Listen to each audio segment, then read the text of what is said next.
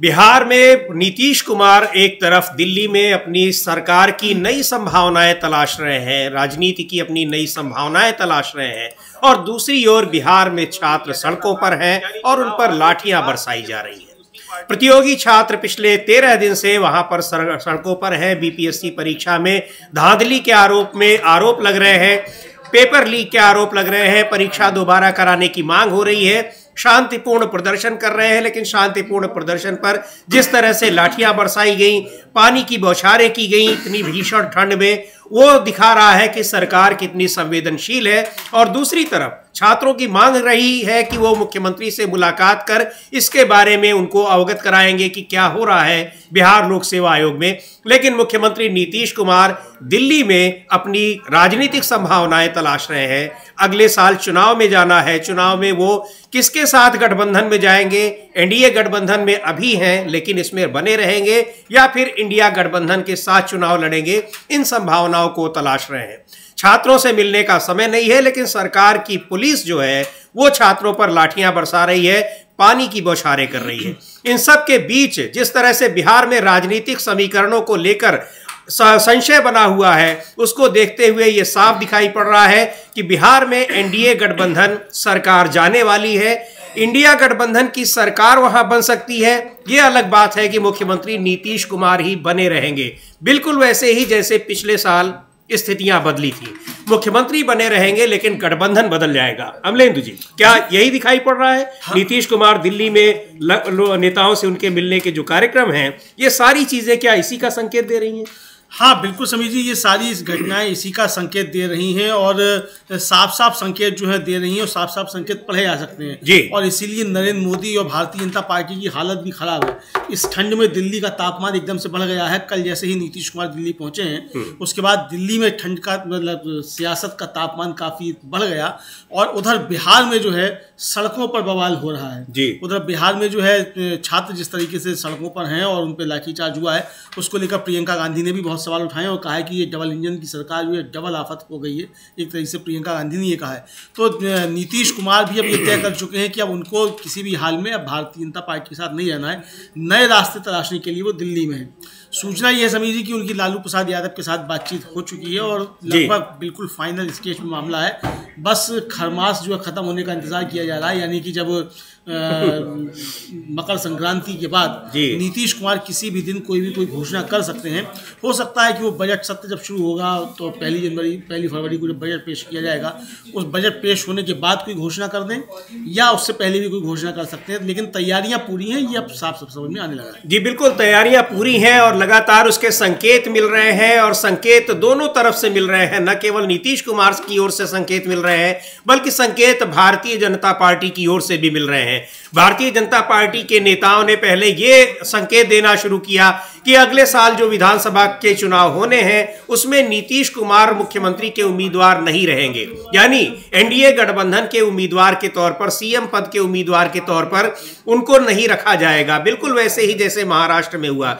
और दूसरी ओर जब नीतीश कुमार के उनके अलग होने की खबरें, चर्चाएं आने लगी, तो फिर उनके सहयोगियों के वहां छापेमारी होने लगी और ये बताने की कोशिश की गई बिल्कुल उसी तरह से कि सरकार की कार्यशैली में कोई बदलाव नहीं आया है। पिछले 10 साल से जिस तरह से वो काम कर रही है, सहयोगियों के साथ भी और विरोधियों के साथ भी, उसकी कार्यशैली वैसे ही जारी रहेगी। लेकिन नीतीश कुमार का भी दबाव बनाना इस समय दिखाई पड़ रहा है, साफ दिख रहा है, क्योंकि उनको पता है कि ये सरकार भले ही ये कोशिश कर रही हो कि उसकी कार्यशैली में बदलाव नहीं आया है, लेकिन वास्तव में ये 240 सदस्यों वाली सरकार है और जब तक इसको सहयोग दे रही पार्टियां अगर इसके खिलाफ हो जाएंगी तो सरकार को दबाव में लाना कहीं से भी मुश्किल नहीं है।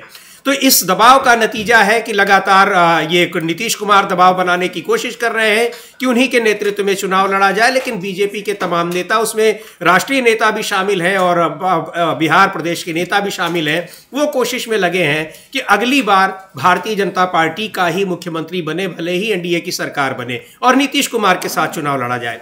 तो ये जो राजनीतिक गतिविधियां वहां चल रही हैं, राजनीतिक उठापटक का खेल चल रहा है, नीतीश कुमार दिल्ली में है और भारतीय जनता पार्टी के नेताओं से दिल्ली मिलने नहीं आते हैं। गृह मंत्री अमित शाह से पिछले दिनों जब एनडीए की बैठक हुई उसमें नीतीश कुमार नहीं आए, लेकिन इस समय वो दिल्ली में है। और आने वाले दिनों में जब वहां गृह मंत्री अमित शाह का कार्यक्रम पटना में है, तब उस समय नीतीश कुमार नहीं रहेंगे तक, क्योंकि वो अपनी यात्रा को लेकर फिर निकलेंगे, जो यात्रा उनकी शुरू हुई थी और जो पूर्व प्रधानमंत्री डॉक्टर मनमोहन सिंह के निधन की वजह से उन्होंने स्थगित की है। लेकिन इन बदलती राजनीतिक परिस्थितियों में ये जो आप स्क्रीन पर देख रहे हैं, जो दृश्य देख रहे हैं, जो तस्वीरें देख रहे हैं, ये कल देर शाम की तस्वीरें हैं जब प्रतियोगी छात्र जो बिहार लोक सेवा आयोग की परीक्षाओं की तैयारी कर रहे हैं, परीक्षा में धांधली की शिकायत को लेकर प्रदर्शन कर रहे हैं, सरकार से मांग कर रहे हैं कि उनकी बातें सुनी जाए, उनके ऊपर किस तरह से लाठियां चलाई गई, उनके ऊपर पानी की बौछारें की गई। तो मुख्यमंत्री से मिलने की कोशिश बिहार की राजधानी पटना में छात्र कर रहे हैं और मुख्यमंत्री देश की राजधानी दिल्ली में सियासी संभावनाएं तलाश रहे हैं। हाँ बिल्कुल समीर जी, और नीतीश कुमार ये तय कर चुके हैं, इसका मतलब साफ है कि एक तो जिस तरीके से वो आए और आने से पहले 62 आईपीएस अफसरों के तबादले करके आए, उससे पहले एक महीना भर तक जो है उन्होंने लगभग 40 आईएएस अफसरों के तबादले किए जी। कल उनके एक अनन्य सहयोगी जो है अशोक चौधरी, वो चले गए। तो इस सब के बीच ये साफ तौर पर समझा जा सकता है नीतीश कुमार अब बड़ी तैयारी के साथ दिल्ली में हैं और वो बिहार को अभी फिलहाल बिहार के हाल पर छोड़ चुके हैं और ये तय कर चुके हैं कि बीजेपी को बिहार का जितना काम खराब करना है उतना काम खराब कर ले।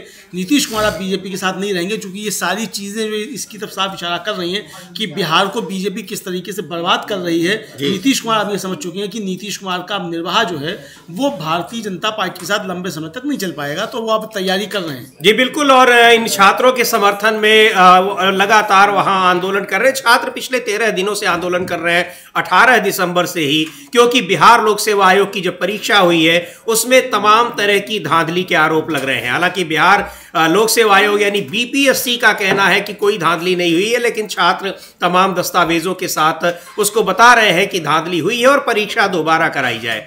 आज निर्दलीय सांसद पूर्णिया से है पप्पू यादव, वो लगातार छात्रों के समर्थन में आवाज उठा रहे हैं। उनका जब कल देर शाम छात्रों पर लाठीचार्ज हुआ, पानी की बौछारें की गई, उनको वहां से भगाने की कोशिश की गई। हालांकि उसके बाद भी छात्र जो मुख्य धरना स्थल है वहां पर डटे हुए हैं, लेकिन जब वहां से बल प्रयोग करके उनको हटाया गया। कई छात्रों को बहुत गंभीर चोटें भी आई हैं, बताया जा रहा है। पप्पू यादव ने इस घटना की निंदा की है और छात्रों के समर्थन में उनका ये कहना है कि छात्रों की मांगे सरकार क्यों नहीं मांग रही है और मुख्यमंत्री से मिलकर अगर वो अपनी परेशानी बताना चाहते हैं तो मुख्यमंत्री से उनको क्यों नहीं मिलने दिया जा रहा है। सुनते हैं एक बार पप्पू यादव को क्या कह रहे हैं। और ये जो तस्वीरें हैं आप ये देख रहे हैं कि ये उसी धरना स्थल की है, पटना की है, बिहार की राजधानी, और वहां लोक सेवा आयोग उसकी परीक्षा में धांधली की शिकायतों को लेकर छात्र प्रदर्शन कर रहे हैं और प्रदर्शनकारियों को कल वहां पर मुख्यमंत्री से मिलने की मांग कर रहे थे। मुख्यमंत्री थे ही नहीं तो क्या मिलवाते, लेकिन लाठियां जिस तरह से चलाई गई, भाजी गई, उसको लेकर सरकार की काफी निंदा हो रही है और छात्रों का जो रोष है, गुस्सा है, वो और ज्यादा बढ़ गया है। पप्पू यादव को सुनते हैं क्या है, जिसको लेकर बिहार लोक सेवा आयोग के छात्र आंदोलन कर रहे हैं। और आंदोलन में जिस तरह से कल लाठीचार्ज हुआ, पानी की बौछारें की गई, उन सब को लेकर छात्रों की नाराजगी और ज्यादा बढ़ गई है। 4-4.5 लाख के करीब छात्र इस परीक्षा में शामिल हुए थे, बिहार लोक सेवा आयोग की जो परीक्षा है, और उसमें पेपर लीक की, धांधली की शिकायतें आई हैं। बहुत सारी शिकायतें हैं जिसको लेकर वो अपनी बात कहना चाह रहे हैं मुख्यमंत्री से, लेकिन मुख्यमंत्री राजधानी में नहीं है, पटना में नहीं है, मुख्यमंत्री दिल्ली में है। मुख्यमंत्री ये देख रहे हैं कि अगले साल जो विधानसभा चुनाव है उस समय उनका किसके साथ गठबंधन हो, किस पार्टी के साथ गठबंधन करने से उनको फायदा होगा, और भारतीय जनता पार्टी के साथ वो क्यों निकलना चाह रहे हैं, ये भी बहुत बड़ा सवाल है। लेकिन भारतीय जनता पार्टी क्या उनको खुद निकाल रही है या फिर वो अपनी तरफ से ही संभावना देख रहे हैं कि भारतीय जनता पार्टी के साथ चुनाव लड़ने का उनको फायदा नहीं होगा। बहुत सारे मुद्दे हैं, लेकिन छात्रों से ना मिलना और राजधानी छोड़कर दिल्ली जाना, ये सारी चीजें ये बता रही हैं कि किस तरह से वहां राजनीतिक समीकरण तो बन ही रहे हैं, प्रदेश की व्यवस्था किस तरह से चल रही है, इस पर भी बड़े सवाल उठ रहे हैं। हाँ बिल्कुल समीर जी, प्रदेश की व्यवस्था किस तरह से चल रही है इसको लेकर भी काफी सवाल उठ रहे हैं। और सवाल ये भी उठ रहे हैं कि क्या भारतीय जनता पार्टी ही बिहार में बार बार जो है वो स्थिति खराब करती है जी, और बिहार में ही बार बार जो है भारतीय जनता पार्टी कानून व्यवस्था की स्थिति खराब कर रही है। क्योंकि आपको याद होगा कि जब वो अग्निवीर का मसला आया था उस समय भी नीतीश कुमार साथ में थे बीजेपी जी हाँ, और तब भी वहां किस तरीके से बवाल हुआ था, ये सब सामने आया था। तो बहुत सारी चीजें जो है वो सामने आ रही हैं। तो नीतीश कुमार समझ चुके हैं कि भारतीय जनता पार्टी शायद इसके पीछे है और वह भारतीय जनता पार्टी ही बार बार जो है वो कानून व्यवस्था की स्थिति खराब करती है, ताकि जो नीतीश कुमार ने अपनी एक छवि बनाई थी सुशासन बाबू की, उसको खराब किया जा सके और फिर भारतीय जनता पार्टी नीतीश कुमार को कच्चा देकर अकेले चुनाव में चली जाए। नीतीश कुमार इस बात को समझ रहे हैं, तो इसलिए नीतीश कुमार ने खुद जो है वो पहल कर लिए। नीतीश कुमार अब जो है अपनी तैयारी कर रहे हैं, जो भारतीय जनता पार्टी उनके साथ करे उससे पहले वो भारतीय जनता पार्टी के साथ वही खेल कर रहे हैं जो भारतीय जनता पार्टी उनके साथ खेल करना चाहती है। क्योंकि भारतीय जनता पार्टी का जिस तरीके का चाल चरित्र चेहरा है और अपने सहयोगी के साथ उसका जिस तरीके का बर्ताव लगातार रहा है समीर जी, उसको देखते हुए साफ समझ में आ रहा है कि भारतीय जनता पार्टी नीतीश कुमार के साथ वही करेगी जो उसने एकनाथ शिंदे के साथ किया। तो नीतीश कुमार अब एकनाथ शिंदे बनना किसी भी हाल में नहीं चाहेंगे, इसलिए वो पहले ही जो है मोदी जी के लिए जो है वो काम खराब कर रहे हैं और मोदी जी का जो है बुरा हाल अब होने वाला है, ये समझ में आ रहा है साहब। और ये महत्वपूर्ण बात यह है अमलेंदु जी कि नीतीश कुमार कल से ही दिल्ली में है, लेकिन नीतीश कुमार आधिकारिक रूप से उन्होंने कोई जानकारी नहीं दी है कि उनकी किससे मुलाकात होनी है, किससे वो मिले हैं, क्या बातें हो रही हैं और क्या चीजें चल रही हैं। तो ये सारी चीजें ऐसी हैं जिसको लेकर कयास लग रहे हैं कि नीति और भारतीय जनता पार्टी के नेताओं के साथ तो बैठक की कोई खबर आई नहीं है कि उन्होंने कोई मुलाकात की हो। हाँ, अभी तक कोई खबर नहीं आई है समझिए। हालांकि अब ये बताया जा रहा है, चर्चा है कि शायद शाम को 4 बजे जेपी नड्डा से उनकी मुलाकात होनी है जी, लेकिन अभी तक इसकी कोई पुष्ट सूचना नहीं है। दूसरा, नीतीश कुमार का खुद का ट्विटर हैंडल और जनता दल यूनाइटेड का ट्विटर हैंडल, दोनों के ट्विटर हैंडल खामोश है नीतीश कुमार की दिल्ली की यात्रा को लेकर। कहीं कोई चर्चा नहीं है नीतीश कुमार दिल्ली जा रहे हैं कि दिल्ली में हैं, किससे मुलाकात हुई, किससे मुलाकात नहीं करेंगे, क्या मुद्दा है, क्या प्रधानमंत्री से मुलाकात होगी, स्पेशल पैकेज की मांग होगी, किसी भी तरीके की कोई बात नीतीश कुमार के ट्विटर हैंडल पर और जनता दल यूनाइटेड के ट्विटर हैंडल पर नहीं है। नीतीश कुमार जब दिल्ली आते हैं तो प्रधानमंत्री से मिलते हैं, लेकिन इस बार प्रधानमंत्री से मिलने का भी कोई कार्यक्रम अभी तक मालूम नहीं पड़ा है कि उनका कोई कार्यक्रम है कि नहीं है। तो इसीलिए ये संदेह उत्पन्न हो रहे हैं कि नीतीश कुमार पक्का कर चुके हैं कि वो अब भारतीय जनता पार्टी का साथ छोड़ेंगे।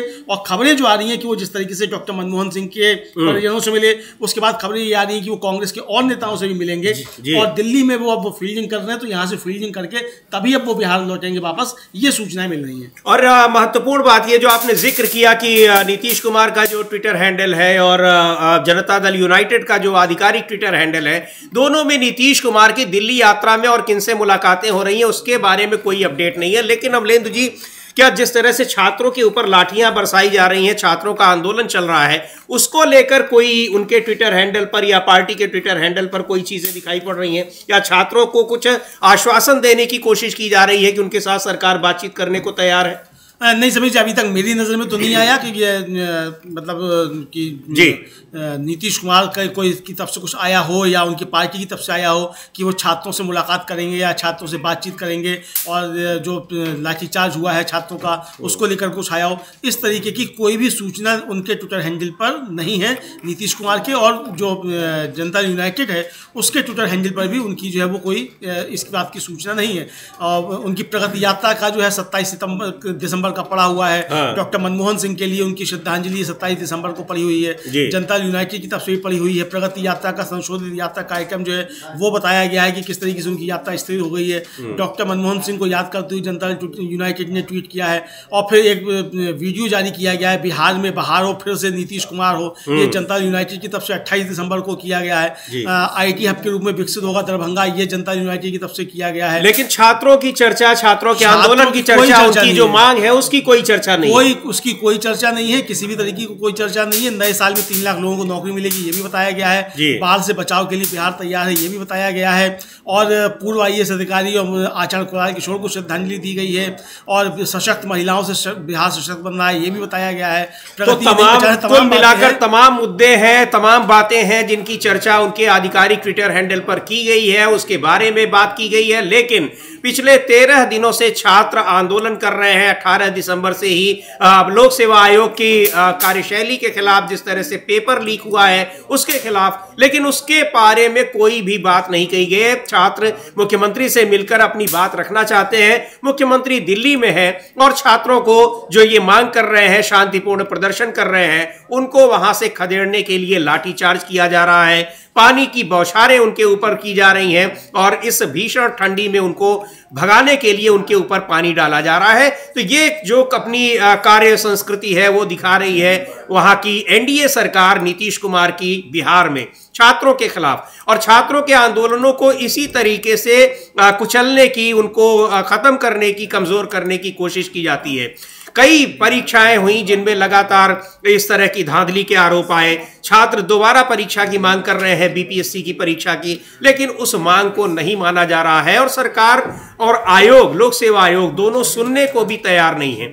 और इधर नीतीश कुमार लगातार ये संकेत दे रहे हैं कि वो अब मुख्यमंत्री तो बने ही रहेंगे लेकिन गठबंधन बदल देंगे, यानी अपना सपोर्टर बदल देंगे। और उधर एक महत्वपूर्ण खबर यह भी आ रही है अमलेंदु जी की दूसरी जो एनडीए की बड़ी सहयोगी है बिहार में, यानी लोक जनशक्ति पार्टी, वो भी अब एनडीए से दूरी बना रही है और नीतीश कुमार से चिराग पासवान की नजदीकियां बढ़ती जा रही हैं और बीजेपी से चिराग पासवान की दूरियां बढ़ती चली जा रही हैं। कल भी हम लोगों ने जिक्र किया था कि जो हुलास पांडे जो एलजेपी रामविलास के जो संसदीय दल के अध्यक्ष भी रहे, उनके घर पर जिस तरीके से ईडी की रेड पड़ी, उससे फिर अब ये मामला समझ में आ रहा है कि अब तैयारी जो है वो बीजेपी नीतीश कुमार और चिराग पासवान दोनों को धमकाने की कर रही है। और नीतीश कुमार और चिराग पासवान दोनों ये समझ चुके हैं कि भारतीय जनता पार्टी अब उनको धमका रही है। इसीलिए एक नया समीकरण जो बिहार में बनने जा रहा है। और नीतीश कुमार तो लगता है इंडिया गठबंधन में आ ही रहे हैं, लेकिन अपने साथ शायद चिराग पासवान को लेकर भी आ रहे हैं। और अगर ऐसा होता है समीर जी, तो ये अकेले नहीं आएंगे बल्कि साथ में फिर आएंगे इनके एकनाथ शिंदे भी। ये भी समझ में आ रहा है क्योंकि बाबा साहब डॉक्टर भीमराव अंबेडकर के अपमान का मसला बड़ा मसला है और कांग्रेस उस पर शांत नहीं बैठ रही है। कल ही जो था जयराम रमेश ने स्पष्ट किया कि अभी चूंकि ये राष्ट्रीय शोक का समय है और 3 तारीख के बाद इस मसले को लेकर फिर से कांग्रेस जो आंदोलन करेगी और इस मसले को जोर शोर से उठाएगी और इस्तीफा जो है उनका अमित शाह का मांगा जाएगा। तो यानी ये मसला शांत होने वाला नहीं है। और नीतीश कुमार भी जिस तरीके से इसमें मौजूद हैं दिल्ली में, उससे हिसाब समझा जा सकता है कि नीतीश कुमार अब नए रास्ते तलाश रहे हैं। और जो सूचनाएं आती हैं सूत्रों के हवाले से भी आएंगी, वो भी हम अपने दर्शकों को बताएंगे क्या क्या नई। जी बिल्कुल, ये सूचनाएं लगातार आ रही हैं कि बिहार में राजनीतिक समीकरण बदलते दिखाई पड़ रहे हैं और एनडीए की जो 2 महत्वपूर्ण सहयोगी पार्टियां हैं, यानी जनता दल यूनाइटेड और लोक जनशक्ति पार्टी, जनता दल यूनाइटेड के नेता नीतीश कुमार, लोक जनशक्ति पार्टी के नेता चिराग पासवान, ये दोनों ही एनडीए से, भारतीय जनता पार्टी से दूरी बना रहे हैं और इंडिया गठबंधन के करीब जा रहे हैं। चिराग पासवान और तेजस्वी यादव की मुलाकात की खबरें आई, खबरों के बाद ही जिस तरह से उनके सहयोगी चिराग पासवान के और उनके पिता रामविलास पासवान के भी सहयोगी रहे, करीबी रहे, हुलास पांडे के यहाँ ईडी के छापे मारे गए, उससे भी ये साफ साबित हो रहा है कि भारतीय जनता पार्टी से दोनों की इनकी दूरियां बढ़ रही हैं। लेकिन नया समीकरण जो बनता दिख रहा है उससे ये साफ साबित हो रहा है कि अगर बिहार में कोई नया समीकरण बना, यानी ये दोनों पार्टियां अगर इंडिया गठबंधन की ओर आती हैं तो केंद्र की सरकार खतरे में पड़ सकती है। ऐसे में केंद्र सरकार को खतरे में डालना भारतीय जनता पार्टी के लिए कितना आसान होगा, कितना मुश्किल होगा, ये देखने वाली बात है। लेकिन ईडी और सीबीआई की छापेमारी का जिस तरह से प्रयोग किया गया पिछले 10 साल में, उसका फिर से प्रयोग करना बड़ा मुश्किल हो जाएगा। और अगर इस तरह की छापेमारी सहयोगी दलों के खिलाफ जारी रही तो निश्चित तौर पर इसका नुकसान भारतीय जनता पार्टी को उठाना पड़ेगा। और जिसके दम पर ये इन जांच एजेंसियों की मदद ली जा रही है, उनका प्रयोग किया जा रहा है, जो दुष्प्रयोग के आरोप लगाती हैं विपक्षी पार्टियां, अगर वो जारी रहा तो निश्चित तौर पर वो सरकार ही चली जाएगी, जिसकी वजह से ये सारी इन एजेंसियों का दुरुपयोग किया जा रहा है। हाँ बिल्कुल समीर जी, एजेंसियों का दुरुपयोग किया जा रहा है। एजेंसियों का दुरुपयोग एक बड़ा मसला बन चुका है। समीर जी, लगता ये है कि शायद ये पटकथा जो है नीतीश कुमार के इस सरकार से अलग होने की, ये उसी समय लिखी जा चुकी थी जिस समय लोकसभा चुनाव के परिणाम आए थे। जी हाँ। और जब नीतीश कुमार के साथ तेजस्वी यादव एक ही हवाई जहाज से आए, शायद उसी समय कुछ तैयारियां हो गई थी। और ये एक रणनीति के तहत हुआ कि अगर अभी नरेंद्र मोदी को नहीं बनने दिया जाएगा तो इनके असली क्रिया या कर्म जो है वो सामने नहीं आएंगे, और इनका जो 56 इंच की छाती और क्या सब चीजें वो सब इनके वो बने रहेंगे, तो वो भी इनका गुरूर जो है वो तोड़ा जाए। वो गुरूर तोड़ने के लिए भी इसके लिए अभी नीतीश कुमार को वहां बने रहने दिया गया, और शायद इसकी तैयारी उसी समय हो गई थी और रणनीति उसी समय तैयार हो गई थी कि नीतीश कुमार किस समय पलटी मारेंगे। आप देखिए समीर जी कि बिहार में इतना सब चल रहा है, प्रियंका गांधी ने भी जो हमला बोला है इस छात्रों के आंदोलन को लेकर, उन्होंने भी थोड़ी सी नरमी बरती है नीतीश कुमार को लेकर। बिल्कुल, उन्होंने जो ट्वीट किया है और उसमें लिखा है उनकी डबल इंजन की सरकार जो है, हम कहेंगे अगर वो हमारे पास ट्वीट हो तो उसको दिखा भी सकते हैं कि प्रियंका गांधी जो है उस ट्वीट में क्या क्या रही हैं, तो ये साफ तौर पे समझा जा सकता है कि वो किस तरीके से ये मसला बन रहा है और नीतीश कुमार किस तरीके से जो है कर रहे हैं। बिल्कुल, ये प्रियंका गांधी का ट्वीट है। उन्होंने लिखा है कि बिहार में 3 दिन के उस जो वीडियो क्लिप है उसको शेयर किया है, जो वहां पर लाठियां बरसाई जा रही हैं और पानी की बौछारें की जा रही हैं। तो प्रियंका गांधी लिख रही हैं कि बिहार में 3 दिन के अंदर दूसरी बार छात्रों पर अत्याचार किया गया। परीक्षाओं में भ्रष्टाचार, धांधली, पेपर लीक रोकना सरकार का काम है, लेकिन भ्रष्टाचार रोकने की जगह छात्रों को आवाज उठाने से रोका जा रहा है। इस कड़ाके की ठंड में युवाओं पर पानी की बौछार और लाठीचार्ज करना अमानवीय है। भाजपा का डबल इंजन युवाओं पर डबल अत्याचार का प्रतीक बन गया है। कहीं भी नीतीश कुमार का नाम नहीं है, ना ही उनकी पार्टी का नाम है। उनकी पार्टी का नाम है भाजपा का डबल इंजन। जी हाँ, भाजपा का डबल इंजन, यानी जो हो रहा है वो भाजपा करा रही है। ये तैयारियां शुरू हो गई हैं और नीतीश कुमार इसी को लेकर मुझे लगता है समीर जी आगे बढ़ेंगे कि वहां जो बिहार में छात्रों का आंदोलन हो रहा है, इस पर जो पुलिस से लाठीचार्ज हो रहा है, ये सारी कहेंगे बीजेपी जो थी हमारे प्रशासन में दखल दे रही थी। ये कैप्चर करने की कोशिश कर रहे थे, राज्य को पंगु बनाया जा रहा था। ये राज सिंह जिस तरीके से यात्रा लेकर निकले, सांप्रदायिक सद्भाव बिगाड़ने की कोशिश की जा रही थी, बाबा साहब डॉक्टर भीमराव अंबेडकर को गृहमंत्री द्वारा गालियां दी जा रही थी। ये सारे तर्क अब नीतीश कुमार रखेंगे और ये बताएंगे कि ये हमने मांग की थी कि साहब विशेष राज्य का दर्जा दे दिया जाए, स्पेशल पैकेज दे दिया जाए, वो भी नहीं दिया गया, और हम तो मोदी जी के पैर भी पकड़ रहे थे इसके लिए। जी, ये कहेंगे, और हमने तो कहा था हम कहीं नहीं जाएंगे, उसके बावजूद इन्होंने ऐसा किया, तो इसलिए अब जो है इनके साथ निभा नहीं हो सकता है। ये पटकथा लिखी जा चुकी है समीर जी, और ये पटकथा जो है उसी समय लिखी जा चुकी थी जब तेजस्वी यादव नीतीश कुमार के साथ हवाई जहाज से दिल्ली आए थे सरकार का मतलब लोकसभा चुनाव के परिणाम आने के तुरंत बाद। जी बिल्कुल, और एक मौके की तलाश थी और इस समय कई मौके एक साथ दिखाई पड़ रहे हैं। बिल्कुल आपने सही बताया कि ये सारी चीजें दिख रही हैं कि बीजेपी किस तरह से सरकार में दखल दे रही है, दबाव बना रही है, और दूसरी ओर जो सबसे बड़ा मुद्दा है जिसमें लोक जनशक्ति पार्टी भी अब बीजेपी से दूर दिख रही है, इसके अलावा जो दूसरी सहयोगी पार्टियां हैं वो भी दूरी बनाए हुए हैं, वो मुद्दा है राज्यसभा में गृह मंत्री अमित शाह का वो बयान, बाबा साहब डॉक्टर आंबेडकर को लेकर जो उन्होंने बयान दिया। अब वो एक बहाना मिल गया है सभी सहयोगी दलों को कि उनसे वो उस पे बीजेपी से अपनी दूरी बनाए और उसका साथ छोड़ दें।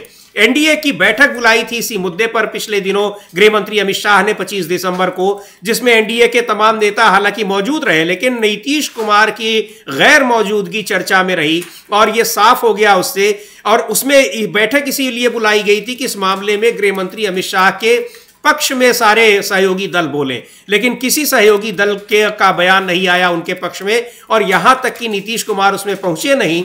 तो ये इस मुद्दे पर अमित शाह को तो एक झटका लगा ही, भारतीय जनता पार्टी को भी झटका लगा है, और अब जब गृह मंत्री अमित शाह का कार्यक्रम बना हुआ है पटना जाने का, तो उसी समय में नीतीश कुमार ने अपना प्रगति यात्रा का जो कार्यक्रम है उसको बनाए हुए हैं, यानी वो वहां पर पटना में भी उनसे मुलाकात नहीं करेंगे और दिल्ली में भी यहां आए हुए हैं। तो अब तक तो उन्होंने किसी बीजेपी के नेता से मुलाकात नहीं की है और गृह मंत्री अमित शाह से तो बिल्कुल नहीं की है।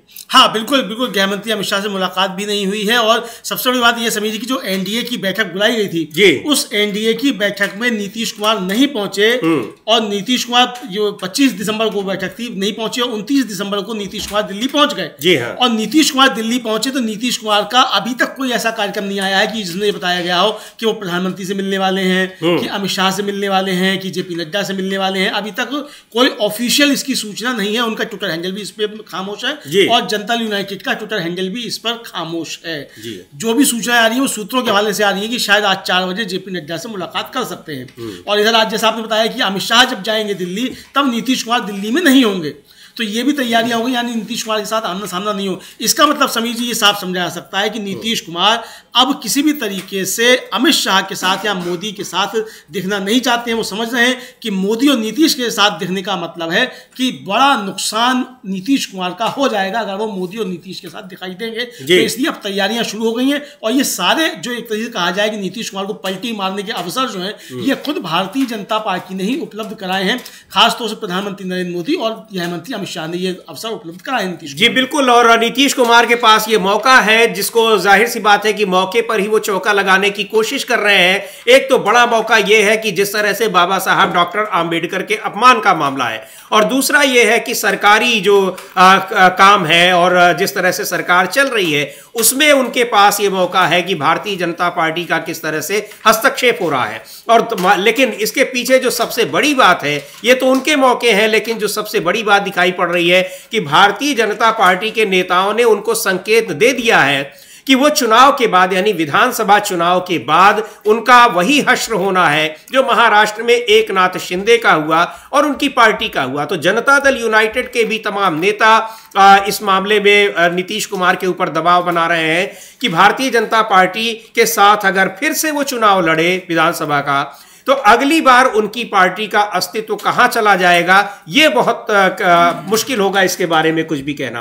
तो कई सारी चीजें हैं, लेकिन भारतीय जनता पार्टी की जो मंशा है जो दिखाई पड़ रही है कि नीतीश कुमार को भी एकनाथ शिंदे बनाने की फिराक में है, वो उससे नीतीश कुमार घबराए हुए हैं और इसकी वजह से वो एक बार फिर अपना सपोर्टर बदलने की तैयारी में है। हाँ बिल्कुल, अपना सपोर्टर बदलने की तैयारी में है। मतलब इधर रहें या उधर रहें, मुख्यमंत्री नीतीश कुमार ही रहेंगे, ये पक्का है एक तरीके से ये समझा जाए। और चूंकि बीजेपी तैयारी ही समझ ये कर रही है कि किसी तरीके से या तो अभी ही चुनाव में जाने से पहले ही नीतीश कुमार की पार्टी तोड़ दी जाए, कुछ और पार्टियां तोड़ दी जाए और बीजेपी वहां अपनी सरकार बना ले, वरना नीतीश कुमार के ऊपर इतना दबाव बनाया जाए कि उनको कम सीटें लड़ने को दी जाए और फिर उनका हाल वही किया जाए जो एकनाथ शिंदे का किया गया और बीजेपी फिर वहां अपनी सरकार बनाने की कोशिश करे, ये चीजें हो।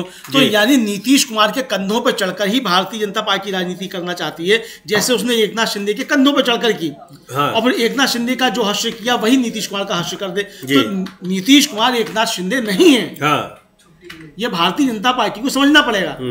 नीतीश कुमार एकनाथ शिंदे नहीं है। नीतीश कुमार अपने दम पर पार्टी बनाकर आए हैं, समाजवादी हैं, जेपी के आंदोलन से निकले हुए हैं, खूब खाए खेले हैं, घाट घाट का पानी पिया है नीतीश कुमार ने, राजनीति की क्लास में आगे बैठकर पढ़े हैं। नरेंद्र मोदी जब चाय बेच रहे थे तब भी वो राजनीति कर रहे थे। ये सारी चीजें हैं, तो ये नरेंद्र मोदी को समझना चाहिए कि नीतीश कुमार एकनाथ शिंदे नहीं है कि जिनको आप फिट कर सकें जैसा आपने एकनाथ शिंदे को कर दिया। तो नीतीश कुमार जो है वो मोदी जी का बुरा हाल करने वाले हैं, ये चीजें समझ में आ रही हैं। और बिहार में ही सरकार नहीं बदलेगी समीर जी, इसका सीधा सीधा प्रभाव केंद्र सरकार पर पड़ेगा। और इसीलिए मोदी जी अब घबराए हुए दिखाई पड़ रहे हैं, क्योंकि नीतीश कुमार जब समर्थन वापस लेंगे तो अकेला नीतीश कुमार का समर्थन वापसी नहीं होगा, उसके साथ साथ फिर चिराग पासवान भी आएंगे, एकनाथ शिंदे भी आएंगे, हो सकता है अजीत पवार भी आए। जी हाँ, क्योंकि फिर परिस्थितियां बदलती हुई नजर आएंगी। तो ऐसा होगा तो फिर नरेंद्र मोदी के लिए बहुत बड़ा संकट हो जाएगा।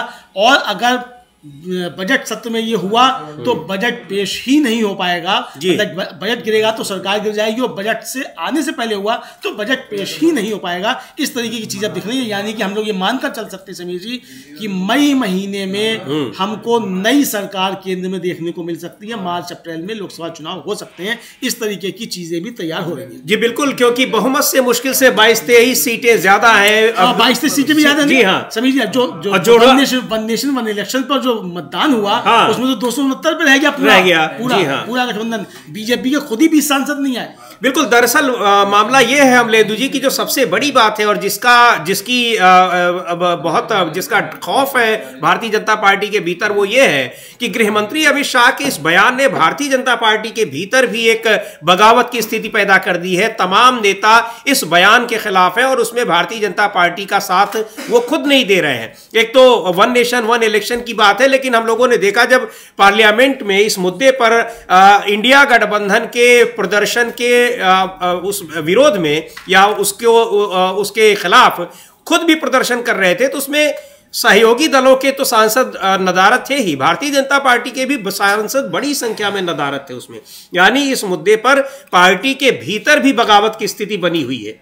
हाँ, पार्टी के भीतर भी बगावत की स्थिति बनी हुई है और ये बगावत की स्थिति जो है वो काफ़ी ज़्यादा है, चूँकि जो सांसद अनुपस्थित रहे उस मतदान से जी, उनमें जो 3 बड़े नाम हैं वो गिरिराज सिंह का है, हाँ, ज्योतिरादित्य सिंधिया का, और सबसे बड़ा नाम नितिन गडकरी का है उसमें। जी बिल्कुल। और एक चीज और है, कहा गया था चूंकि व्हिप जारी किया गया था, बावजूद उसके बीजेपी के सांसद 20 से ज्यादा सांसद नहीं पहुंचे, और उसके बाद कहा गया कि इनके खिलाफ एक्शन लिया जाएगा, नोटिस दिया जाएगा, लेकिन अब तक किसी नोटिस की, किसी कार्रवाई की कोई जानकारी नहीं मिली है। हाँ, कोई जानकारी नहीं है, और नोटिस दिए भी गए हैं तो पता नहीं किसको दिए गए हैं, अभी तक ये तो बताया नहीं है नितिन गडकरी ने कि उनको भी नोटिस मिले, उन्होंने क्या जवाब दे दिया है उसका, या गिरिराज सिंह को मिला उन्होंने क्या जवाब दिया है, या ज्योतिरादित्य सिंधिया को मिला तो उन्होंने क्या जवाब दिया। अभी तक इस तरह की कोई बातें सामने आई नहीं है कि उनको नोटिस मिले हों, उसके कोई जवाब दिए गए हों।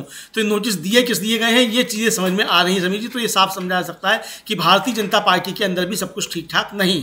जी बिल्कुल, भारतीय जनता पार्टी के भीतर भी इस मुद्दे पर जबरदस्त विरोध है कि किस तरह से बाबा साहब डॉक्टर आम्बेडकर के बारे में गृह मंत्री अमित शाह ने कहा, और जिस तरीके से कहा, जो बात कही उन्होंने और जिस तरीके से कही, उसको लेकर जबरदस्त नाराजगी है। और गृह मंत्री अमित शाह इस मामले में लगता है कि न केवल गठबंधन में, एनडीए गठबंधन में, बल्कि अपनी पार्टी के भीतर भी अकेले अलग थलग पड़ गए हैं। और यहां तक कि जिस दिन उन्होंने ये बयान दिया तो घिर गए, उसके बाद प्रधानमंत्री नरेंद्र मोदी ने लगातार कई ट्वीट किए, लेकिन उसके बाद प्रधानमंत्री का भी कोई बयान या उनके समर्थन में या उनके बचाव में कोई बात नहीं आई है, न कोई ट्वीट आया है। हाँ, कोई किसी भी तरीके का कोई बयान देखने को नहीं मिला है समीर जी, किसी का भी देखने को नहीं मिला है। तो समझा जा सकता है कि मामला अलग थलग पड़ने का है, और पूरी तरीके से अलग थलग पड़ते हुए दिखाई भी पड़ रही है। ये पूरी तरह से अलग थलग पड़ते दिखाई पड़ रहे हैं। तो जिस तरह से बिहार की राजनीतिक स्थितियां बदल रही हैं, बिहार में राजनीतिक समीकरण बनते बिगड़ते दिख रहे हैं, शहमात का खेल जो जारी है,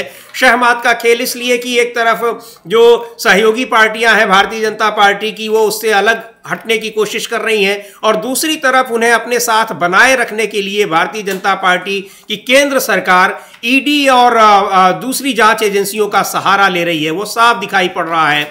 चिराग पासवान के करीबी के यहाँ ईडी का छापा पड़ना, नीतीश कुमार के करीबी के यहाँ ईडी का छापा पड़ना, ये सारी चीजें दिखा रही हैं कि किस तरह से उन पर दबाव बनाने की कोशिश की जा रही है। लेकिन इन दोनों पार्टियों को पता है कि ये दबाव काम नहीं आएगा, क्योंकि अगर वो खुद उनसे अलग हो गए तो फिर उस दबाव को बनाने लायक रहेंगे ही नहीं भारतीय जनता पार्टी, क्योंकि सरकार उनकी बदौलत चल रही है। हाँ, सरकार उनकी बदौलत चल रही है। और दूसरा ये समझिए कि वो नीतीश कुमार अच्छी तरीके से समझ रहे हैं कि जिस तरीके से अभी एक जो मीडिया आउटलेट है, डिजिटल मीडिया आउटलेट है, उसकी एक रिपोर्ट आई है समीर जी, और मेरठ लोकसभा क्षेत्र का जो है, जहाँ भाजपा को बहुत मामूली अंतर से जीत प्राप्त हुई, वहाँ का उन्होंने खुलासा किया है कि शहर के 2 बूथों पर 27% फर्जी मतदाता थे जी, सिर्फ 2 बूथों पर, और उसी से हार जीत का अंतर हो गया। और वहाँ जो मतलब वो रिपोर्ट ये कहती है कि जो वहाँ के बीएलओ थे, उनका कहना था कि मैं इन मतदाताओं को कहाँ ढूंढूं, अपने 8 सालों में इन 2 बूथों पर मैं उन्हें कभी नहीं ढूंढ पाया।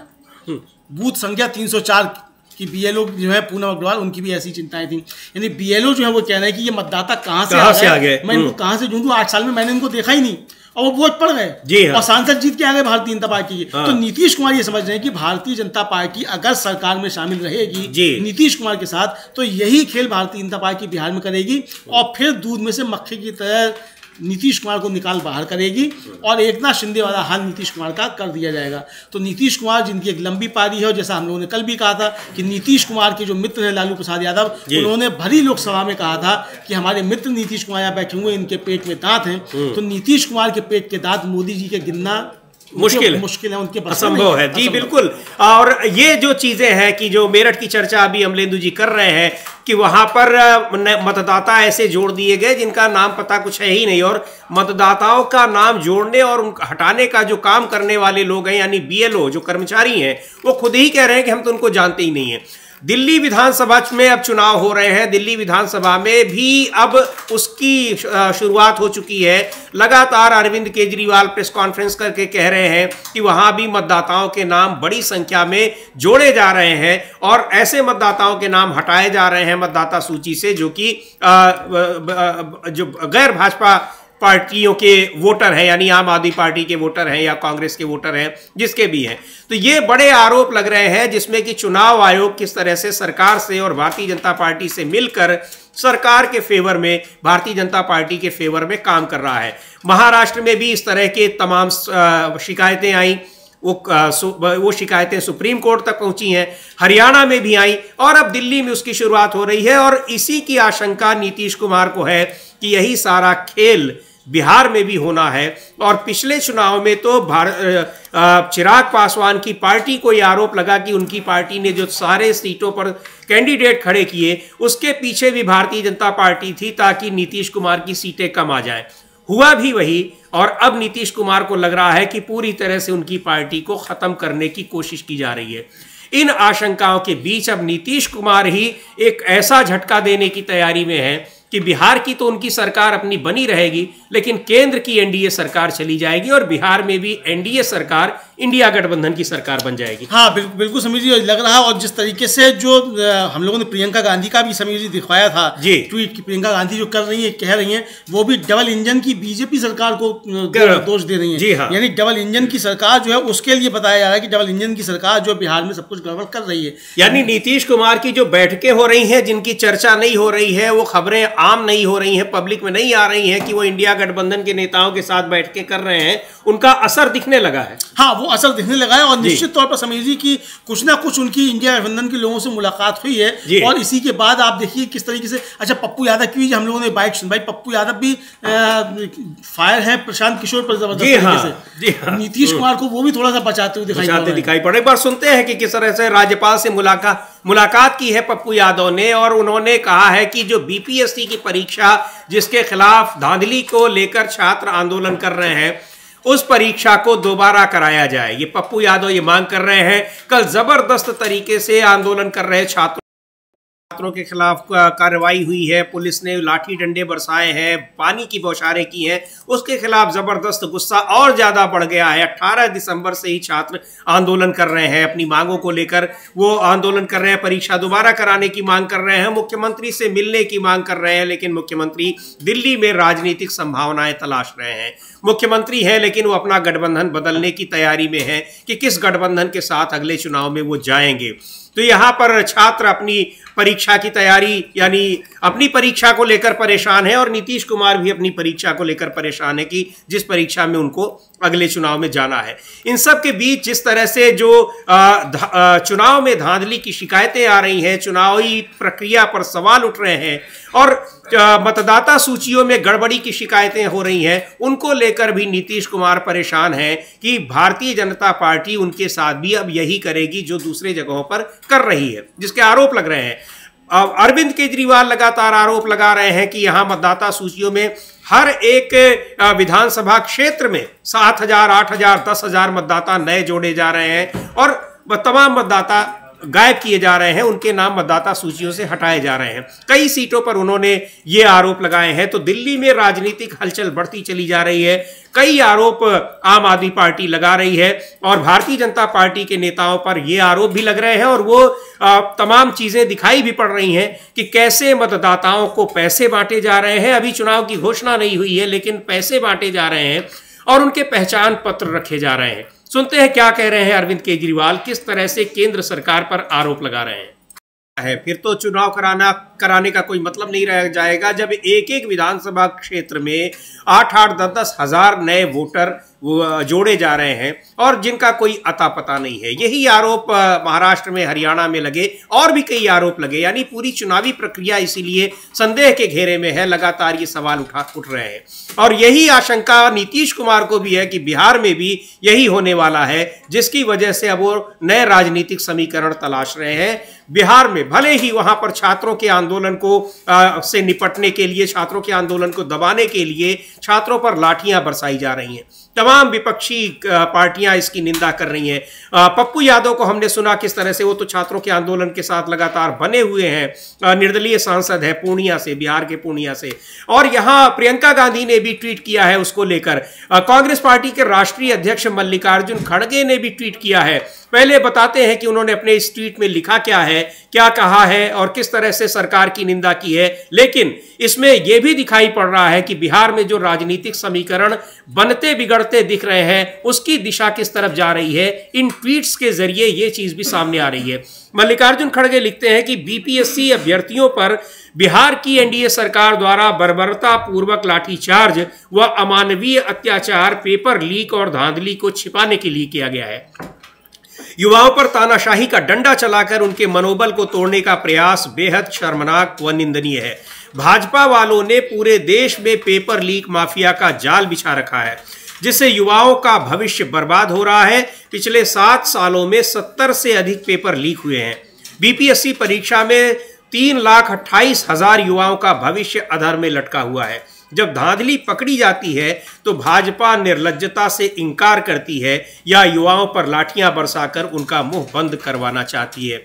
मल्लिकार्जुन खड़गे ये लिख रहे हैं। प्रियंका गांधी का भी ट्वीट हमने देखा था और किस तरह से एनडीए सरकार और भारतीय जनता पार्टी को घेर रहे हैं, यानी कहीं भी इसमें नीतीश कुमार का नाम नहीं आ रहा है। इसमें कहीं भी नीतीश कुमार का नाम नहीं आ रहा। और समीर जी, आपको याद होगा कि जब संविधान पे बहस हो रही थी, राहुल गांधी को जिस समय ओम बिरला ने टोका तो उसमें राहुल गांधी ने क्या कहा कि साहब इस संविधान में कहीं नहीं लिखा है कि पेपर लीक किया जाएगा, बेरोजगार युवाओं के सपने तोड़े जाएंगे, इस तरह की बातें की जी। और वही सारी चीजें समीर जी मल्लिकार्जुन खड़गे जो बात कह रहे हैं उसमें भी, प्रियंका गांधी जो बात कह रही है उसमें भी आ रही है। और दूसरी बात समीर जी ये कि ये तर्क दिया जाता है कि जब नीतीश कुमार तेजस्वी यादव के साथ थे 5 लाख से ज्यादा भर्तियां हो भी गई और एक भी पेपर लीक नहीं हुआ। जी हाँ, ऐसा क्या है कि भारतीय जनता पार्टी के साथ आती पेपर लीक भी हो रहा है और लाठीचार्ज भी हो रहा है। तो यानी अब ये मुद्दा बन रहा है। और मल्लिकार्जुन खड़गे भी जो कह रहे हैं वो कह रहे हैं कि बिहार की एनडीए सरकार द्वारा निर्ममतापूर्वक मतलब बर्बरतापूर्वक लाठीचार्ज, और फिर जो कह रहे हैं कि जब धांधली पकड़ी जाती है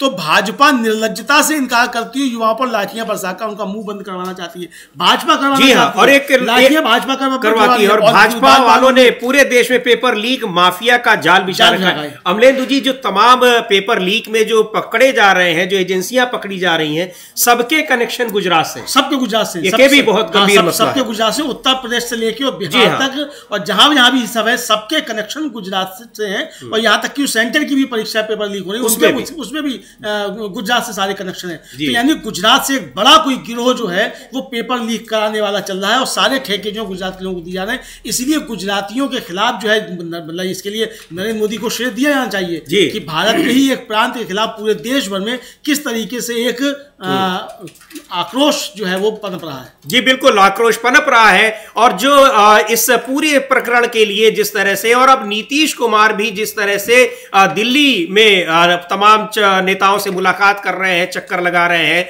तो वो भी इस मुद्दे पर भारतीय जनता पार्टी को ही ऐसा लग रहा है कि घेरते दिखाई पड़ रहे हैं, ताकि ये सारी बातें बीजेपी पर डाली जा सके और वो ये कह सके कि इन सब चीजों के लिए उनके ऊपर दबाव डाला गया। परीक्षाएं कैसे होंगी, उस पर जो धांधली की शिकायतें आ रही हैं, और सबसे बड़ी बात यह कि बाबा साहब डॉक्टर साहब भीमराव अंबेडकर के अपमान के मुद्दे पर वो ये बताना चाहते हैं कि भारतीय जनता पार्टी के साथ नहीं है और मौके की तलाश में है कि कैसे एनडीए से बाहर हुआ जाए और अगला चुनाव वो इंडिया गठबंधन के साथ लड़े, इसकी तैयारी हो रही है। लेकिन बड़ा जो सवाल है वो ये है कि वो केवल बिहार से जुड़ा नहीं है। नीतीश कुमार या फिर एलजेपी का एनडीए से अलग होना सीधे तौर पर केंद्र सरकार को बाहर कर देना है सत्ता से। जी बिल्कुल, नीतीश कुमार जब छोड़ेंगे और एनडीए से अलग होंगे तो अब परिस्थितियां ऐसी हैं कि मोदी जी खुद सत्ता से बाहर हो जाएंगे। मतलब नीतीश कुमार वहां पलटी मारेंगे बिहार में, और उस पलटी मारने का असर जो है वो कपाल भाती और शीर्षासन यहाँ मोदी जी कर रहे होंगे जी, यह इसका असर होगा। क्योंकि नीतीश कुमार अकेले नहीं जाएंगे, चंद्रबाबू नायडू भी इंतजार कर रहे हैं कि नीतीश कुमार जो हैं वो तय करें तो चंद्रबाबू नायडू भी पलटी मारे, तो चंद्रबाबू नायडू भी साथ आएंगे। इसी के साथ साथ एकनाथ शिंदे, चिराग पासवान, ये लोग भी सब साथ आएंगे। तो नीतीश कुमार एक बड़ी तैयारी के साथ आ रहे हैं और हो सकता है नीतीश कुमार इस तैयारी के साथ भी आ रहे हो कि भाई जो इंडिया गठबंधन का अभी तक कोई नेता नहीं बना है, और जैसा कहा गया था कि साहब उनको नहीं बनाए तो इसलिए छोड़ के चले गए थे, तो इंडिया गठबंधन के नेता भी बन जाए। तो कुछ भी हो सकता है, राजनीति है, यहाँ सब कुछ हो सकता है। बिल्कुल, नीतीश कुमार बहुत सदी हुई गोटे जो हैं वो फेंक रहे हैं और नीतीश कुमार को समझ पाना फिलहाल जो है वो प्रधानमंत्री नरेंद्र मोदी या भारतीय जनता पार्टी के चाणक्य जो अमित शाह हैं उनके बस का नहीं है, क्योंकि अमित शाह तो कह चुके थे कि नीतीश कुमार के लिए भारतीय जनता पार्टी के दरवाजे बंद हैं, और फिर खोल दिए दरवाजे, नहीं खोले, सारी खिड़की और छज्जे भी सब खोल दिए नीतीश कुमार के लिए। और अब जब नीतीश कुमार अलग होने के प्रयास में है तो उसके पीछे भी सबसे बड़ा कारण अमित शाह ही उसके पीछे भी सबसे बड़ा कारण की है। जिस तरीके से बाबा साहब डॉक्टर भीमराव अम्बेडकर का अपमान किया अमित शाह ने, और पूरी भारतीय जनता पार्टी अमित शाह के साथ खड़ी हुई है और बाबा साहब डॉक्टर भीमराव अम्बेडकर का अपमान कर रही है, तो यानी एक बड़ा कारण जो नीतीश कुमार के बीजेपी से अलग होने का, वो नीतीश कुमार बनते हैं, अमित शाह बन रहे हैं, अमित शाह बन रहे हैं। और इस बीच एक बड़ी खबर यह भी है कि आज पंजाब में किसानों ने भी एक पंजाब बंद का आह्वान किया है। तमाम ट्रेनें रोकी गई हैं। किसान पंजाब हरियाणा की सीमा पर लगभग 1 साल से धरने पर बैठे हुए हैं। किसान नेता डल्लेवाल पिछले करीब 1 महीने से ज्यादा उनको आमरण अनशन के हो गया है, लेकिन सरकार नहीं सुन रही है। उनको, किसानों को दिल्ली आने का रास्ता नहीं मिल रहा है और इस मुद्दे पर एक बार फिर बुरी तरीके से सरकार घिरी दिखाई पड़ रही है। जिस तरह से किसान आंदोलन के वक्त 3 कृषि कानूनों के खिलाफ जब किसान बैठे हुए थे तब वो घिरी हुई दिखाई पड़ रही थी। उसके बाद उसको अपने कानूनों को वापस लेना पड़ा, लेकिन एक बार फिर किसान जबरदस्त आंदोलन कर रहे हैं और पंजाब में आज पंजाब बंद का आह्वान किया गया है। जगदीप सिंह डल्लेवाल जो कि पिछले 1 महीने से ज्यादा समय से आमरण अनशन पर बैठे हैं, सुप्रीम कोर्ट बार बार उनके स्वास्थ्य की चिंता कर रहा है, लेकिन सरकार किसानों को दिल्ली आने की नहीं कह रही है। और किसानों की मांग है कि वो वही बातें सरकार को बताना चाहते हैं जो प्रधानमंत्री नरेंद्र मोदी ने उनसे वादे किए थे कि हम इन सारी चीज़ों को, चाहे वो MSP को गारंटी बनाने का कानून हो या फिर और मुद्दे हों, उन मांगों को पूरा करने का उन्होंने आश्वासन दिया था, वादा किया था।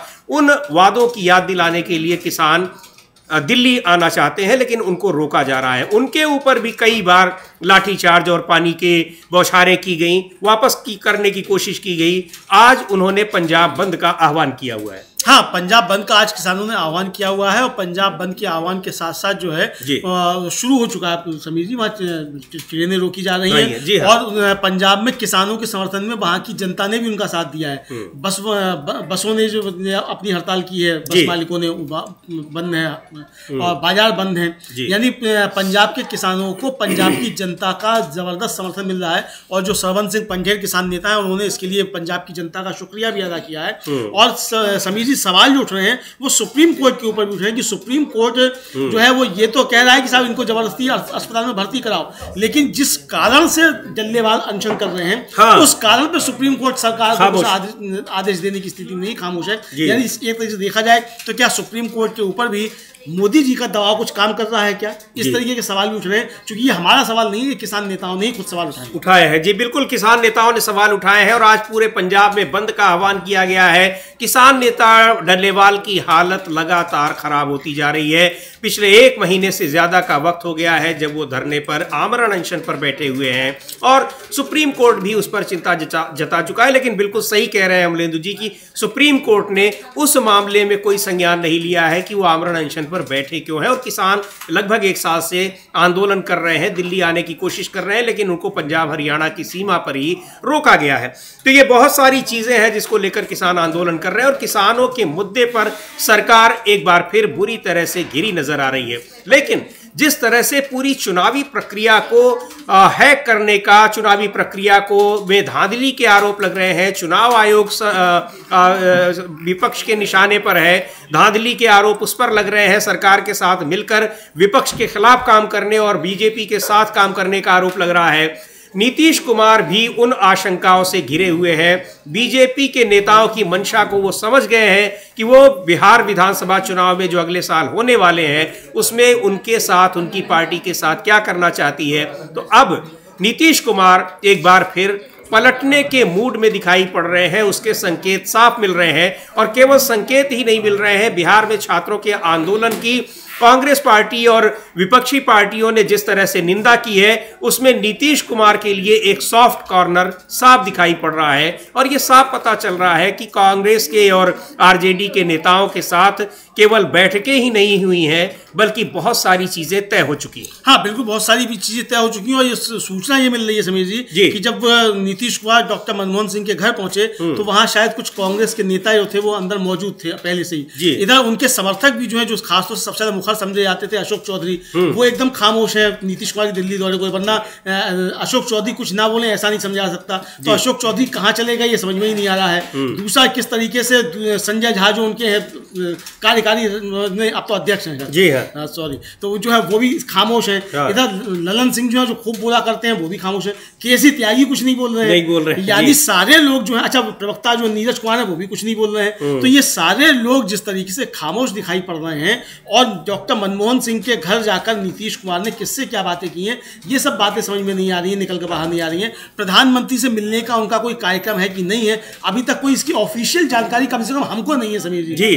किसी को हो तो हो, जबकि नीतीश कुमार दिल्ली आते हैं तो जाहिर सी बात है कि बिल्कुल मुख्यमंत्री है, रहती है तो रहती है दूसरे राज्यों, और इस समय तो सबकी निगाहें भी उनके ऊपर है। और दूसरी बात ये कि जब वो एनडीए की बैठक में नहीं आ पाए थे, जिसमें चंद्रबाबू नायडू आए थे, तो ऐसे में तो उनका मिलना जरूर बनता है कम से कम प्रधानमंत्री के साथ, बिल्कुल तो नहीं हो रहा है। तो ये बहुत सारी चीजें जो है वो संदेह पैदा कर रही हैं और नीतीश कुमार के सहयोगियों की चुप्पी और कांग्रेस का हमलावर होना भारतीय जनता पार्टी पर बीपीएससी की परीक्षा को लेकर, ये सब संकेत दे रहा है कि अंदर ही अंदर कोई खिचड़ी जबरदस्त पक रही है समीर जी। और शायद ये खिचड़ी जब होता है, खिचड़ी कार्यक्रम जो होता है, त्योहार आता है, उसी समय खिचड़ी पककर तैयार हो जाएगी। बिल्कुल, और एक बार फिर देखेंगे कि कांग्रेस के राष्ट्रीय अध्यक्ष मल्लिकार्जुन खड़गे उस पर ट्वीट कर रहे हैं, अपने आप में बहुत ही महत्वपूर्ण है। बिहार कांग्रेस के नेताओं ने तो किया ही है, लेकिन मल्लिकार्जुन खड़गे और उनके ट्वीट की भाषा बहुत कुछ बता रही है, बहुत बड़े राजनीतिक संकेतों की ओर इशारा कर रही है। वो लिख रहे हैं कि बीपीएससी अभ्यर्थियों पर बिहार की एनडीए सरकार द्वारा बर्बरता पूर्वक लाठीचार्ज व अमानवीय अत्याचार, पेपर लीक और धांधली को छिपाने के लिए किया गया है। युवाओं पर तानाशाही का डंडा चलाकर उनके मनोबल को तोड़ने का प्रयास बेहद शर्मनाक व निंदनीय है। भाजपा वालों ने पूरे देश में पेपर लीक माफिया का जाल बिछा रखा है, जिससे युवाओं का भविष्य बर्बाद हो रहा है। पिछले 7 सालों में 70 से अधिक पेपर लीक हुए हैं। बीपीएससी परीक्षा में 3,28,000 युवाओं का भविष्य अधर में लटका हुआ है।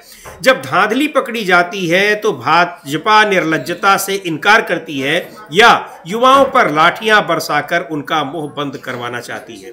भाजपा पर ये हमला है। भाजपा की सरकार, एनडीए की सरकार, भाजपा वाले प्रदेश में, पूरे देश में पेपर लीक माफिया चला रहे हैं। कहीं भी इसमें नीतीश कुमार का नाम नहीं है, जबकि सरकार के मुखिया नीतीश कुमार हैं। तो बहुत कुछ ये ट्वीट कह रहा है अमलेंदु जी। प्रियंका गांधी ने भी बिल्कुल इसी भाषा में ट्वीट किया है। तो ये काफी कुछ बता रहा है कि नीतीश कुमार यूं ही दिल्ली नहीं आए हुए हैं, बहुत कुछ उसमें संदेश छिपा हुआ है। हाँ, नीतीश कुमार वैसे भी यूं ही दिल्ली नहीं आते हैं जी। हाँ जी बिल्कुल, नीतीश कुमार के बारे में मशहूर है कि यूं ही दिल्ली कभी नहीं आते हैं। वो चाहे इंडिया गठबंधन का बनने का मामला हो, बिगड़ने का मामला हो, और चाहे बीजेपी के साथ जाने और चाहे वो आरजेडी के साथ जाने का मामला हो, नीतीश कुमार दिल्ली यूं ही कभी नहीं आते हैं।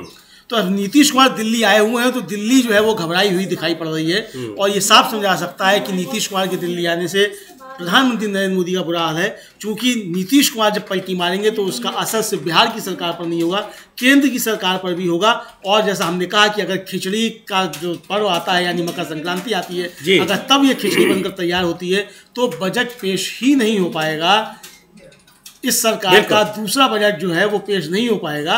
और अगर बजट पेश हो गया उसके बाद कोई होती है तो बजट पास नहीं हो पाएगा। ये संभावना है। और हम लोगों को ये जो उम्मीद दिख रही है, मतलब जो हम देख पा रहे हैं यहाँ से, वो ये देख पा रहे हैं कि शायद मार्च या अप्रैल में देश चुनाव में जा सकता है और मई में नई सरकार हमको देखने को मिल सकती है। जी बिल्कुल, क्योंकि नीतीश कुमार जिस तरह से दिल्ली में है और बिहार में जो कुछ भी हो रहा है, छात्रों पर लाठीचार्ज हो रहा है, उसकी निंदा हो रही है कांग्रेस पार्टी के नेताओं की तरफ से। उस निंदा में एनडीए तो है, भारतीय जनता पार्टी पर आरोप ये लगाने की बात हो रही है कि पेपर लीक माफिया को देश भर में वो बढ़ावा दे रही है, और भाजपा की सरकार उन पर लाठी चला रही है, भाजपा वाले लाठी चला रहे हैं। मल्लिकार्जुन खड़गे अगर इस तरह से ट्वीट कर रहे हैं तो ये साफ दिख रहा है कि नीतीश कुमार जिस मकसद से दिल्ली की यात्रा पर हैं वो मकसद कामयाब होता दिखाई पड़ रहा है और बहुत सारी चीजें तय हो चुकी हैं, केवल समय की बात है।